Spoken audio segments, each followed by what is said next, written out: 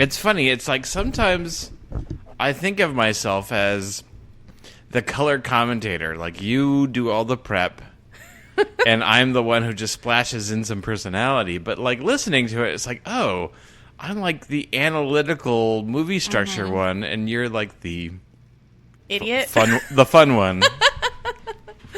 Yes. No, but I love it when you talk about, like, the lenses and the shots and stuff, because, like, that stuff's invisible to me. Like, I know how it makes me feel, but unless it's really obvious, like in Mystery Men, the way that they shot some of those, it's just, it washes over me. But okay, good. So I like to have it pointed out. Hello, and welcome to the most excellent 80s movies podcast. It's the podcast where we ask you to give us your heart, and in exchange, we'll give you a pen and a look at the 80s movies that we love with 2019 eyes. This is Say Anything, a movie selection from 1989. I'm gonna take out Diane Court. Diane Court doesn't go out. She's a brain. Trapped in the body of a game show hostess. We don't want to see you get hurt. I want to get hurt. So it's Lloyd, and let's go out. Oh, thanks, but I'm busy. So you're monumentally busy? Well, not monumentally. Hi, Lloyd Dalmish.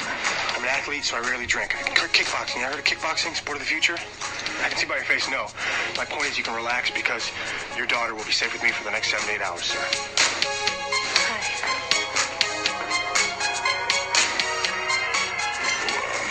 Maybe Diane Court really likes Lloyd. If you were Diane Court, would you honestly fall for Lloyd? Yeah.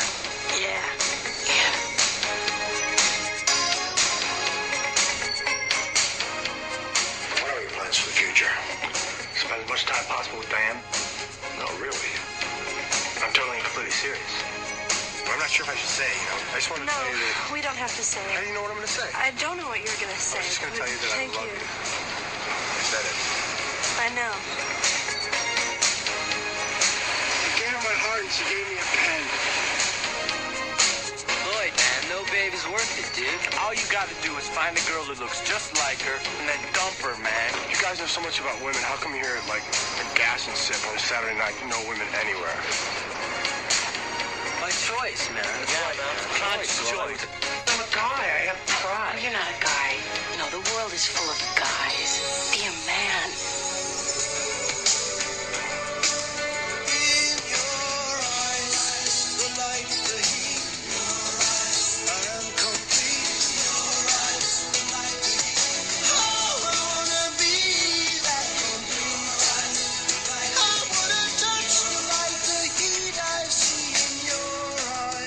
John Cusack, Ione's Guy, Say Anything.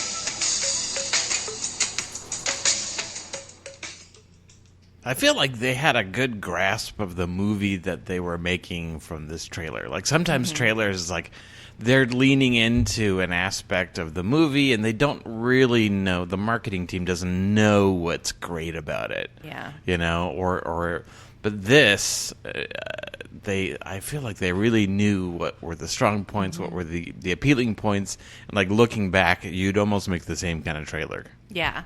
And it's like, you obviously can't hear it on the podcast, but, like, in between each of those, like, little bits of dialogue is the title card that says, like, say something meaningful, say something beautiful, say something funny, say something clever. And it's like, that's kind of what the movie is about. That's Nathan Blackwell. Oh, hi. Filmmaker. I didn't see you there. I've used that one before, haven't I? You have, but I mean, who's right. counting? And you continually catch me by surprise. I do. You never know. Like, you're just like, I'm here. I've got headphones on, and I'm sitting in front of a microphone. But what could I possibly be doing? I'm Krissy Lenz, comedian, director of National Comedy Theater. And we're going to talk about Say Anything, which made me a little nervous because I love this movie. Yeah, and it's so it was 30 years ago. I was a little afraid to look at it, because I also love Pretty in Pink. Mm-hmm. There's some issues there. Mm-hmm. I loved Top Gun, I thought. Turns out I don't. So I was a little nervous to go back and look at this one again. Cameron Crowe. And James L. Brooks, who was actually the person who had the idea for the movie. Which is totally different than what anyone I swear to Okay. God, I turned it up. Edit point, and which is totally different than what like anyone loves about the movie, like the initial kernel of the movie, right? Right. James L. Brooks, like of broadcast news and The Simpsons producer, And also, what's the one with Jack Nicholson? You Make Me Want to Be a Better Man. What's that called? Yeah. As Good as It Gets? Yes. Okay. I would say this is sort of a neighbor of As Good as It Gets. Yeah. of. But I mean the it's really just the B story, Yeah. which we'll get to. Well, Yes. that was the initial kernel. Yeah. Which, I love this movie, and I have to say, like, right at the top, it totally held up. I loved it. Mm-hmm. I couldn't find, aside from one little nitpicky thing, which we will talk about when we get to it, I loved everything about it. The dialogue. Is it Jeremy Piven? He's so little in this movie. Like, I don't know if he knew that there were cameras on him. probably not. You must chill. Yeah. The dialogue is so good. Like, all of the supporting cast is really good. Like, of course, John Cusack is just adorable. So John Cusack. So John Cusack. Lily Taylor is great. Oh my gosh, Yeah. Lily Taylor. And Naomi Skye just plays that role so perfectly. And John Mahaney. Not John Mulaney. No. John Mahoney? The dad John from Frasier. John Mahoney. From Frasier. Everybody's perfect. So basically, it's the story of a somewhat isolated, overachieving young woman. Yeah, it's a woman who lives in preparing for the future. Yep. Taking all these classes and doesn't live in the moment, which Right. Lloyd Dobler does, and he doesn't live in the future. He has really no plans. Mm-hmm. He just wants to be and to do, and he wants to, we don't really see their first meeting. That's interesting. Mm-hmm. We don't see them meet cute. This is the follow-up. Yeah. And she doesn't remember him. Of course not. But Well, he they is now sort of struck make by it her. Sound like it definitely wasn't a real date. They just ate near each other at the mall. Right. And he was like, he became a smitten kitten. But I like that, like, the way they introduce us to both of them is that it's graduation, which apparently is in the morning in Seattle. And then you just have the whole day to do whatever. They are driving to their graduation. And of course, Diane Court is the valedictorian. And the principal is like, oh boy, you guys, this girl, I can't even say the name without saying oceanography, blah, blah, blah. Biochemistry. Like, naming all her accolades like she's a rock star. Right. And the kids are just like, there's a smattering of applause. They're like tuning. They're like blinking under the sun, the direct sun, and We don't care. And then, like, he's in love with her, and I like the idea that this and his cool dad kid- is the hugest fan. Like Yeah. he's the only one laughing at her joke. which, like, Yeah. I don't get that joke either. No, Like, no. it's not really a joke. No. As a professional comedian, it's not a good joke. The dad is like super devoted. You get a little peek at their insular little world. Yeah, he's her only friend. Yeah. Yeah. And he does everything for her. And that's the way. That's movie the goes worst case on- scenario from a shy man's point of view. That is the impenetrable fortress. Yes. And but I like the idea that this cool guy Lloyd, who everybody loves, like, he's like a low key Ferris Bueller. He's like Ferris Bueller, but he doesn't want anything from you. Like, he's Ferris Bueller, but he's the good guy version of Ferris Bueller. And he just loves her. Like, he loves how different she is and how driven she is. Like, he loves this about her, which you don't see that a lot. You don't see a lot of, you see it the other way, like if there's a manic pixie dream girl. Exactly. She's like, or you just have a woman who's struck by the main character. Yeah. And this is the other thing. Like, he's like the awkward trench coat dream boy. you Yeah, who know? like walks through the garden Yep. and does karate in the street when no one's looking. Yeah. So he takes her on a date, and they go to, like, the big party of the year where everybody is, including their guidance counselor. Right. BB Newirth. Yes! I've missed her. Also a Frasier. Yes. And at this party, Lloyd is the Which takes place in Seattle. Yes! She's just there. Like, they're all like, Yeah. you know what? I like Seattle. I just want to kick it. I'm just going to stay here. And, like, Diana's never been to a party. She's never, like, it's seemingly interacted with any of these kids before who are just like, whoa, why is Diane Court here?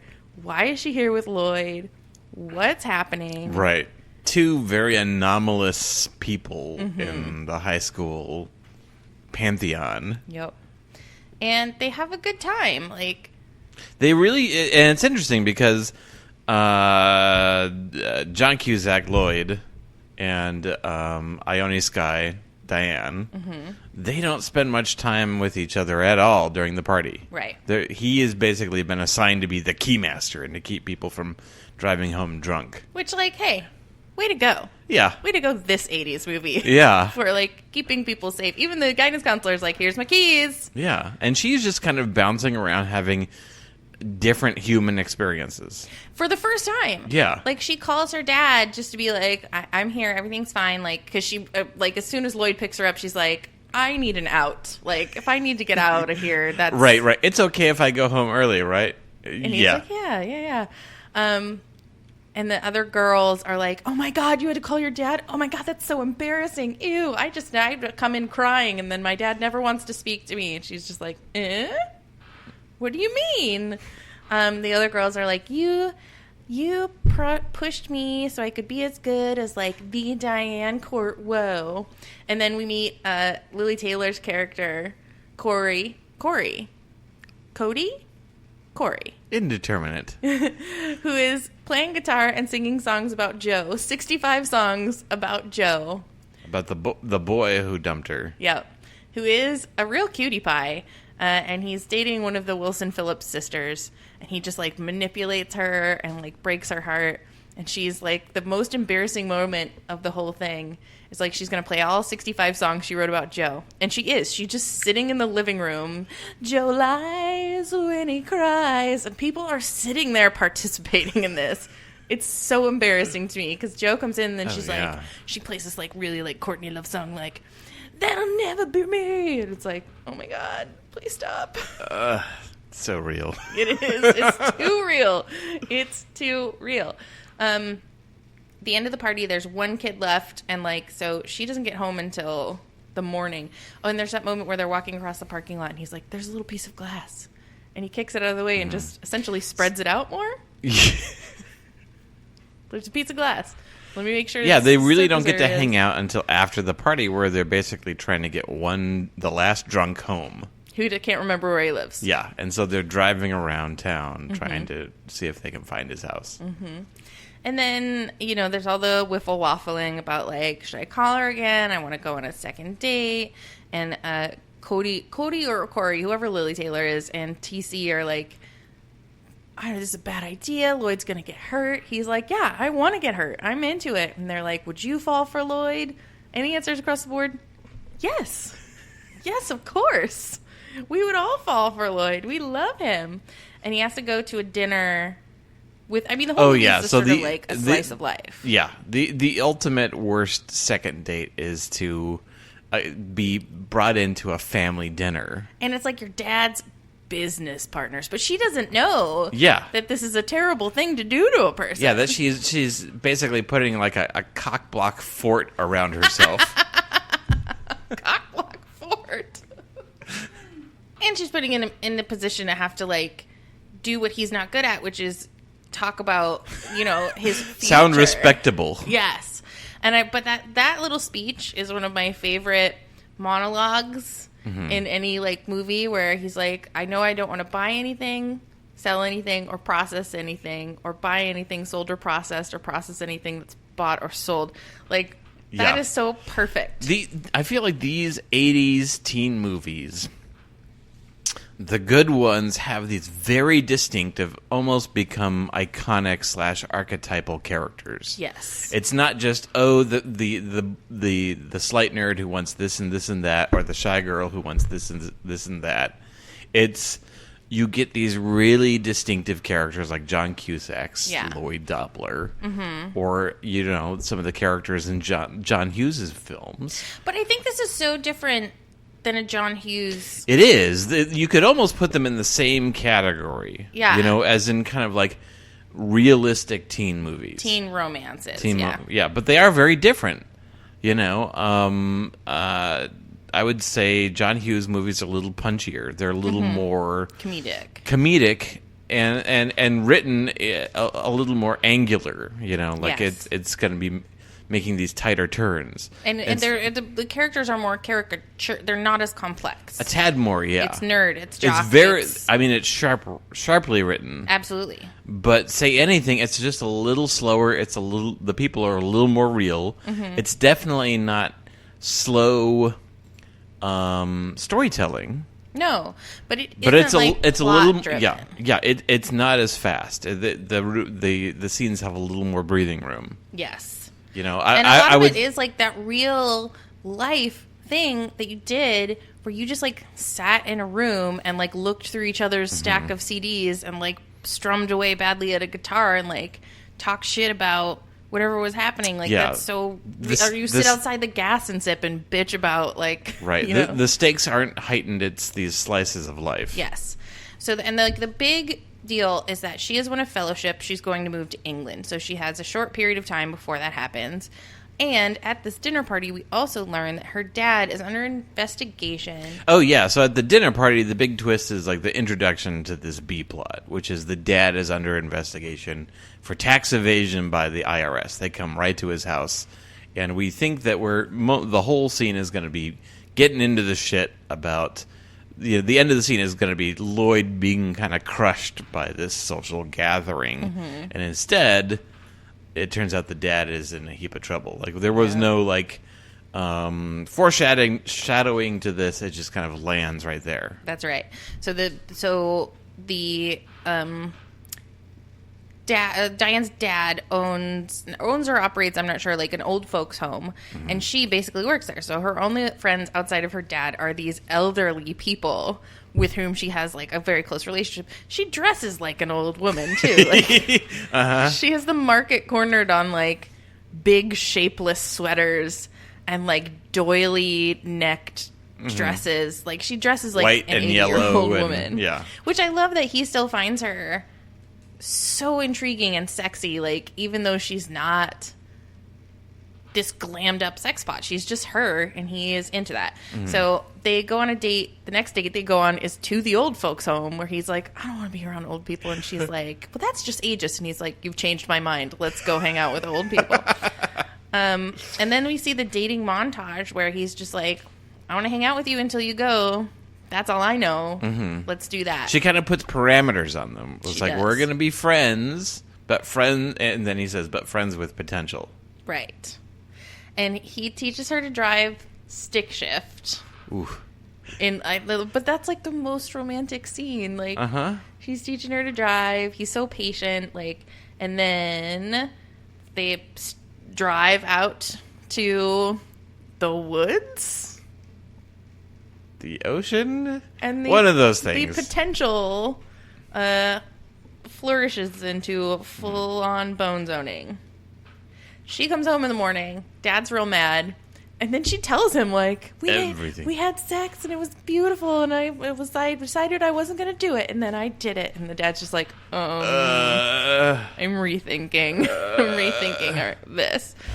And he tells Corey and TC, and they're like, oh, you have to do something big, make a gesture. And he's like, I already wrote her a card. It kills me. And then that's when the dad is like, no, you gotta stop this. And she allows her, this is when we really see the dad's manipulation come right out front, because we believe him to be this good guy, and you sort of almost are like, oh no, like this can't be true. All these allegations of him stealing from the elderly. That can't be true. He seems like such a good man. And then you start to see, like, the mask come down, and he's, like, straight up manipulating his daughter. How much of the stuff he does is for presentation, Yep. or for her to excel as far as she can. Right. But it's like, you don't get the sense that it's like an extension of himself. It's just like his project. Yeah, it's not like it's not like it's not like, you know, like the glamour, like these showbiz moms that are trying to like live vicariously through the thing. I genuinely think that he wants her to be as successful as possible, and he sees that as achievement. Yes. So I don't. And he has a messed up sense of right and wrong, like good and bad and right and wrong, because he's like, I took care of those people. I deserve to have taken their money. Like, that wasn't wrong. Once we, like, give up the ghost, and he's like, yeah, I totally took their money. He's like, I took care of them. That's my money. He's like, he doesn't see his daughter as a person who is worthy of having, like, relationships, which is why he doesn't see the value of these other things other than these achievements. Right. He like doesn't the see college value of friends, love, relationships. Right. You know? He's not adding that into the mix. Right. Because it's at the moment when she's being so open and it's so beautiful, and she's like, I love him. That's when he's like, nope, this must end. Mm-hmm. Give him a pen. Yeah. And she does. She breaks up with him. And that's a tough scene. And she's like, this is hard for me too. And he says, then don't do it. Like, she gives him the pen, and then he goes into this, like, full-on breakup montage. He's just driving in the rain. He's inside a car, but he's also soaking wet. Taking it way better than I've ever taken any breakup. Oh, no. And he just, like, drives around town, and I thought it was weird that he's talking into a tape recorder. Yeah. Like, narrating his very angsty teenage thoughts, which, like, relatable. It kills me. He goes to talk to the gas and sip boys who are like, just find someone who looks like her and nail her and move on. And he's like, you guys know so much about women. How come you're here by yourself? By choice, man. Yeah, by choice. And he talks to Corey and DC, and just like, there's no relief for him. And they're like, you know, he says he's called her 7 times. Mm-hmm. And we get to hear from Diane's kitchen the 8th call, where he says, the card that I gave you, burn it, destroy it. It hurts me to know it's out there. Oh my God. That is good writing. Yeah. And it's so good, well performed. Like, oh my God. It just... Oh, yeah. Right and we skipped over, like, the classic moment from the movie. Oh, of course. Which is him holding the boombox outside her window. That's it's right. such a short moment, actually. Mm-hmm. But yeah, playing the Peter Gabriel song, which they listened to when they were in the Bone Zone. Yeah. You made that sound so sweet, even though it's like Yeah. the most childish way of like referring to that. But they do this great thing to where Cameron Crowe pushes in on Lloyd's face. Like they you know, we see him holding up the boombox, but it pushes in, and then we lose the boombox, and it just goes in on his face, and we're probably pushing in just on him and watching him for like a good half minute. Yeah. And then we just see her like not able to take it, tossing and turning in bed, and then the moment's over. And I read that, like, as they were filming that, like, most of the shots that they got with the boombox was on the car, and he was just sort of leaning. Mm-hmm. And then it was, like, the last shot they had, and you can see it in the movie, like, the light is going. Yeah, the light, it's so grainy. Mm-hmm. And they're just using natural light, and he's just, like, he just picked it up and held it over his head, and was like, oh, my God, we're capturing the most iconic and romantic moment that will ever exist. And it is, and but that is the one part that I did find like, oof. He's a little too. It's like, at some point you want to be like, dude, you got to let go. You can't show up outside of people's windows. But I want to say that not to Lloyd, but to everybody who thinks that might be a good idea. It's not. Don't. Right. So it's a weird situation. I think we've all kind of done something like that. Oh, of course. But it's iconic because it's romantic. Because they ended up getting together again. Right. And because at no point was she the one who wanted to end things. Like, if she had clearly wanted to end things like, no, this is my choice, I need you out of here, that would be different. I think that goes across the board, though. Like, in romantic comedies, there's a lot of things that, if applied to real life, is a little unhealthy. Stalkerish. Yeah. Or just fixated. But then again, I have to tell myself, like, he's not, although there's a bit of noise pollution. I mean, if you're going to noise pollute, use Peter Gabriel. But he's not, like, yelling at her. He's just out there listening to his sad, sad songs. Meanwhile, things are getting worse for the dad. Yeah. His cards are being declined. It's sort of like if you had to write a scene where he's out and about and his cards are declined and you want it to be humiliating, what would you do? Like, the classic version is, I just ate a big meal and the waiter is doing this and that. But no, instead, so he is buying suitcases and luggage for his daughter for her trip to England. She got a big fellowship. That's the big thing. She's going to England, and so he's buying we'll buy the whole set. Yeah, but, and he's flirting with the woman. Yeah, but that's the thing. He starts flirting with the woman, and she starts flirting back, and it's this moment to where it's like, things are going really well for him, and then the cards are being declined. So he's being humiliated. Yep.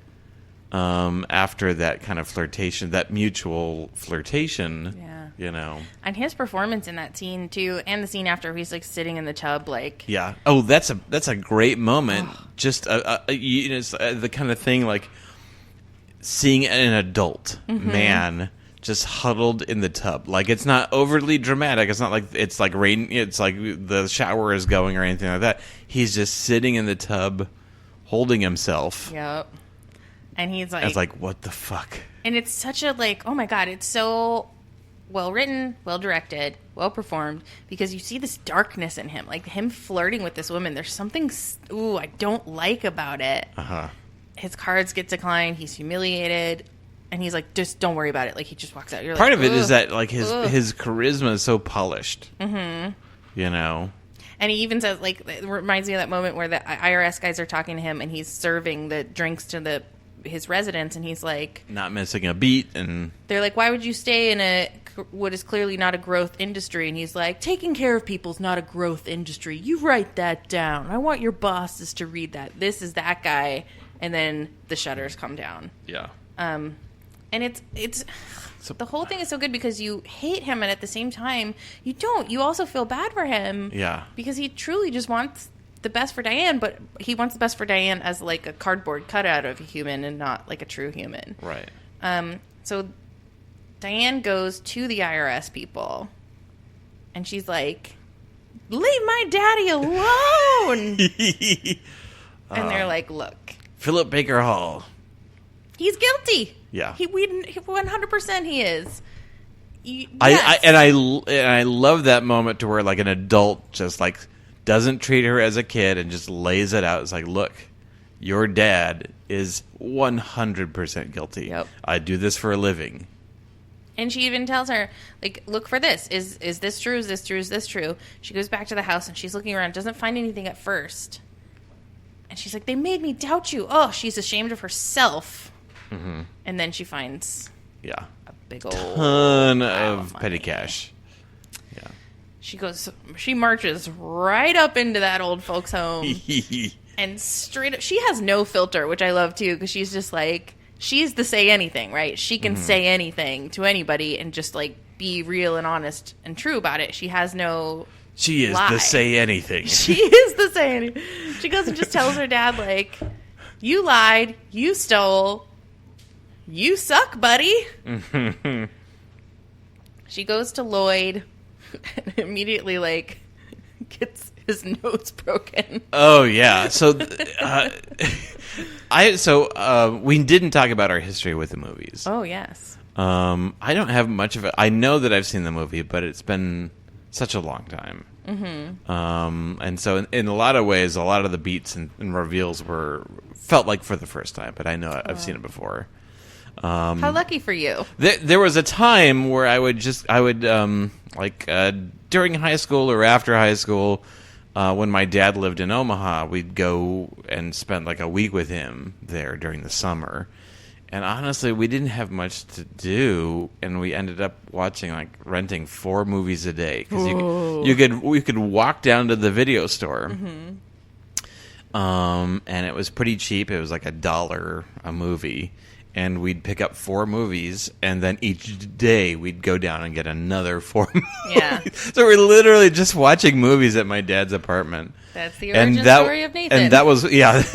Well, I was already at that point long gone in terms of movies. But yeah, and so Say Anything was one of these movies. And and for you, this was more of a religious movie, right? This is absolutely. When I was in, like, let's say 8th, 9th, 10th grade, we didn't have computers in our rooms, kids. It was the early 90s. And so I had a big old box TV and a big old VCR.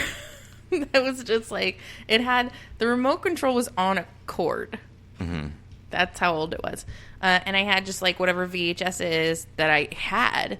And like Say Anything was one of the ones that I would just watch over and over and over and over. Obsessed with Lloyd. Obsessed with every bit of it.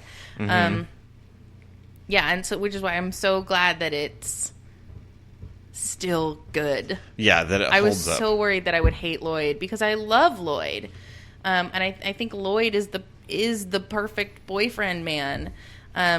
But so yeah, Diane, were you surprised by that? Because he's kickboxing, which is his thing. She comes in and he, it's like that expression, like when he saw her, it was like he got punched in the gut. No, he literally got kicked in the face and got its nose broke. And then I know I've said this is my favorite part, this is my favorite part, this is my favorite part, but I think my favorite part is when she says he's guilty. I need you. Lloyd says, are you here because you need someone or because you need me? Mm-hmm. And then like half a second goes by and he says, no, don't answer that. I don't care. Yeah, I don't care. Yeah. Uh-huh. And next thing you know, Dad's in prison.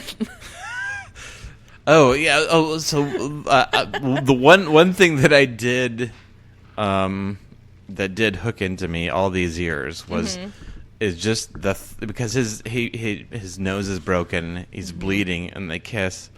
He should have smeared blood all over her face. Yeah. Yep. And also been like, ow, owie. So Dad's in prison. Lloyd is sitting with him because Diane wouldn't come. Yeah. He's incredulous. He's like, why do I have to sit here and talk to you? I don't even like you. I love this. So it's just Lloyd and the dad, and the dad has no more fucks to give. Nope. And he's just like, she shouldn't still be mad at me. This is no big fucking deal. Like, I shouldn't have to lose my daughter over this. And it's like, yeah, you raised her like into this perfect Barbie doll that only believes in like goodness and light and right and wrong, and you did wrong. That's why she hates you now. But Lloyd, the whole time, is just nothing but respectful, calls him sir, takes his berating like a champ. Never, ever retaliates or lets it get to him, and gives him the letter from Diane, which is like really sort of full of venom? Full of, it's grumpy. I like vinegar. Yeah. It's not a friendly letter. And he's like, oh, I know all the versions of this. If it ends, I'll always love, I still can't help loving you, then keep reading it, it's good. And he says, no, it just ends with their name. And he's like, well, that version's out there. It exists. Doesn't that buoy you up a bit? And he's like, no, fuck you. Get out of here. I hate you. And he hates that Lloyd has decided that he's going to go to England with Diane. Just to be there to support her. He knows from England. He lived there already. His parents are in the army. And he just says, like, that's what he wants to do, is be a professional at taking care of Diane. Mm-hmm. Which I want to find something unlikable there, but there isn't. Like, I feel like if it was a woman like, no, I'm going to go be with my very successful, driven husband as he goes to his fellowship, no one would bat an eye. Mm-hmm. But because it's a dude following his successful lady, everyone's like, ew. Right? I don't know. What are your thoughts? No, I agree. You don't get the sense that he's obsessed. It's just that he's looking for life, and he's looking to live in the moment. Mm-hmm. And right now, this is the thing that is alive in his life. And it doesn't mean that he doesn't want to get a job. He loves other things. Mm-hmm. Kickboxing. Yeah, kickboxing. But right now, this is the thing in his life that feels most alive. Yep. You know? And like he said, I want to get hurt. Like, I want to make mistakes. Yeah, he wants to take the risk. Yeah, he wants to feel the reverie of being alive. Yeah. Which for a lot of us, I mean, comes down to most of the things we want in life. Like, when we want to go to just any of the things we want to do, we want to experience, to remember what it is like to be alive. Mm-hmm. Yeah, and you get the feeling, though, that, years down the road, if she has this, high-powered, high-stress, high-responsibility job, you could see him as being, that stay-at-home dad who's, packing her lunch every day. And still teaching kickboxing. Rubbing her shoulders and, just there for her. Yeah. In a way that you don't see very often. Basically, career goals mean nothing to him. Yeah. Achievement. All the things that were so much to the dad. It's nothing to him. He just wants to, have this. They literally have no value to him. I love it. And then, so we hear the story throughout the movie that she's afraid to fly. Mm-hmm. So the last thing we see is them sitting, waiting. He says Yeah, it's tough because the movie kind of doesn't have a big moment. There's not except when she gives her dad a fucking pen. Right. It says, write me. It's yeah. Also, he shouldn't probably have a pen. No. That got past security. I mean, really, a pen knife looks exactly like a pen. Yep. And then you're just waiting for he's like, if the no smoking sign goes out, then we're safe. Yeah, so they still have kind of a fun button. Mm-hmm. But there wasn't. That's one thing, by jumping to the dad's in prison, kind of a time jump that we kind of miss. Is a lot of romantic comedies have this big declaration moment. Yeah, that Notting Hill, I'm just a girl standing in front of a boy. You run into the wedding and break up the wedding. Right, exactly. Nope. This one, the big confrontation is between her and her dad. Mm-hmm. Yeah. But there are it's funny. I don't know if I would call it a romantic comedy, but it is funny. Yeah. And it's so yeah. I was I went on IMDb and it's what genre is this categorized? And it's just drama / comedy / romantic. Yeah. Yeah. So scale of 1 to 10. I don't even have that much pithy stuff to say about it. You're right. It was just great. I'm gonna give it a nice solid 8. Oh, okay. And there's no reason to not really give it a 9 or 10. It's just from the gut, Okay. Yeah, I'm gonna say an 8 because I feel everything in it works. Yes. And you feel weird not giving it something higher, but I'm just rolling from the gut. Okay, I hear you. I'm the same, but I gotta give it a 10. I was very nervous to watch it again, out of the fear that something would come creeping out of the dark and just be no, that's no longer appropriate. Mm-hmm. But it's not. Every bit of it, even when Lily Taylor confronts the object of her obsession, Joe, that she wrote all these songs about. Like, she has that good moment of, like, his manipulation is, like, very bald-faced, and she's just like, goodbye, Joe. Like, she makes a good choice. Like, it's great. And it is that sort of, like, Cameron Crowe, James L. Brooks slice of life that's just, like, a character-driven.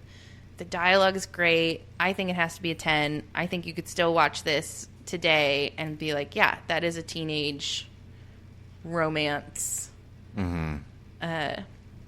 Done right and done beautifully, and like such a perfect slice of what's good about the 80s. Yeah. And I loved it, and I'm so relieved. What is your deep cut recommendation? So it's not that deep. Okay. Mine isn't either. In fact, it's pretty obvious.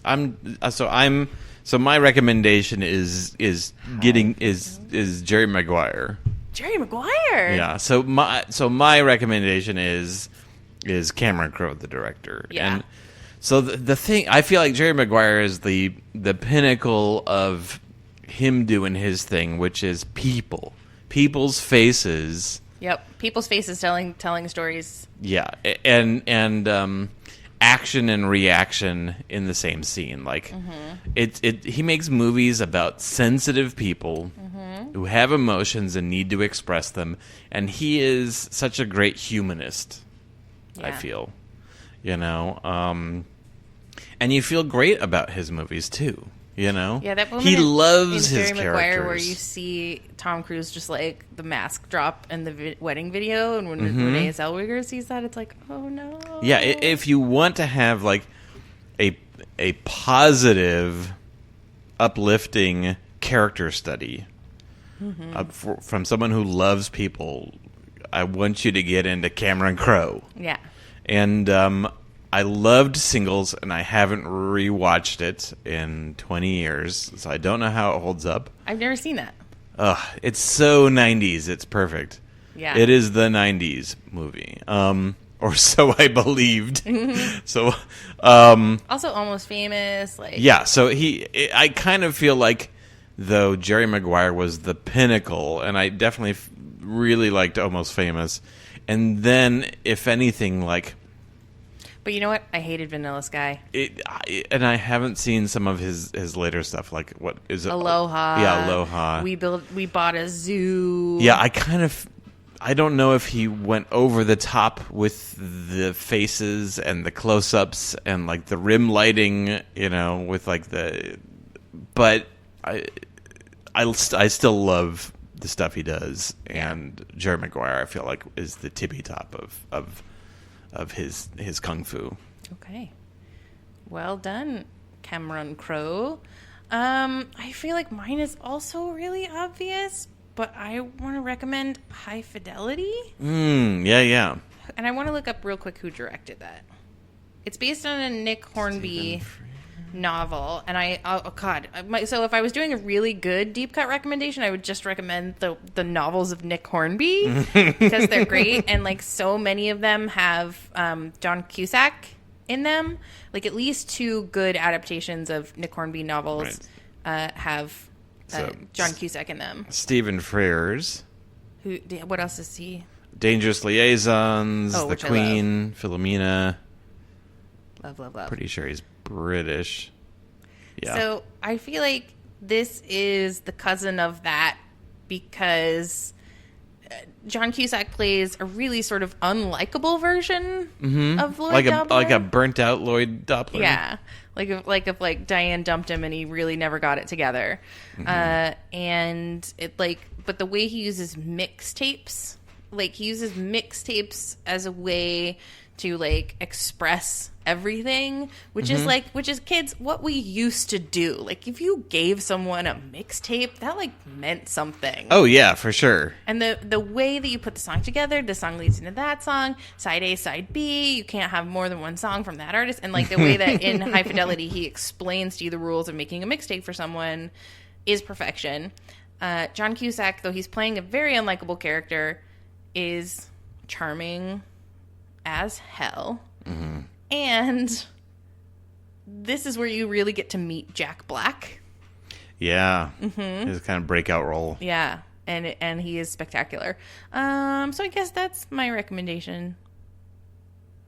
I also love Grosse Pointe Blank. Have you seen that movie? Yes, I was just looking up. There's like, I don't know if you know, but there's like an unofficial sequel, War Inc., to Grosse Pointe Blank. I did not know that. It's like not official, but it's practically like the same kind of character and the same setup.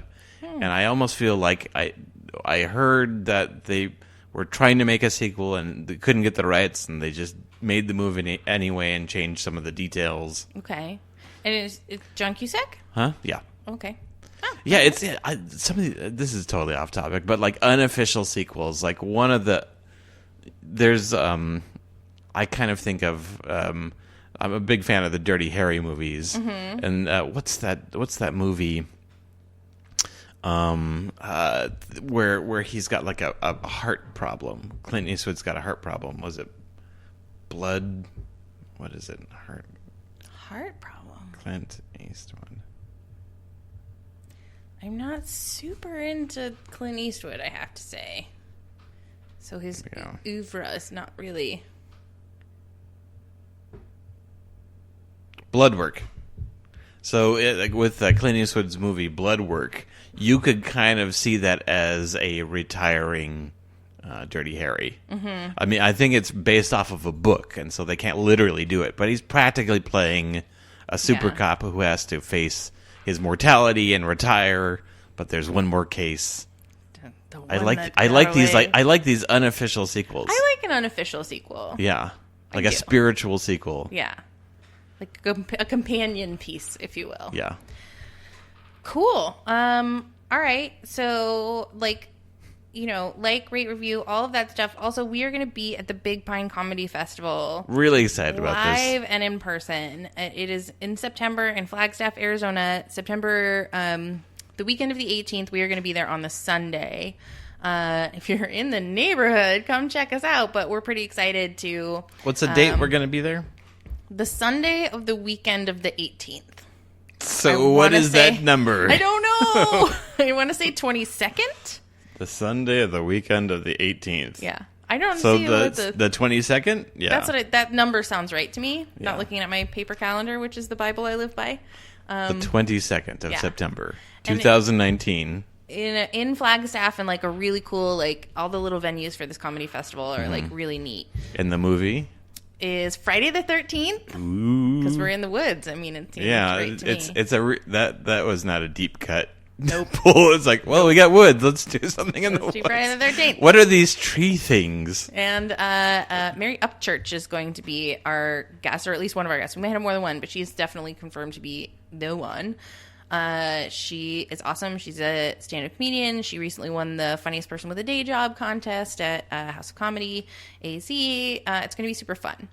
So yeah, come see us, like, rate, review, all those things. Listen to us next time. I think the next episode is going to be Transformers movie. Ooh, I'm excited. Yes. And yeah, thanks for listening. Be excellent to each other, and just give people pens. Give them your heart, but also give them your pens. Start with pens initially. Then your heart. Then move on to hearts, because, I mean, it sounds like a lot of work. The other ways. There's some sense to it. Also, have boom boxes. Just have boom boxes and stand outside. There's got to be an app for that. Trench coats. That's my deep cut recommendation. All right. Bye.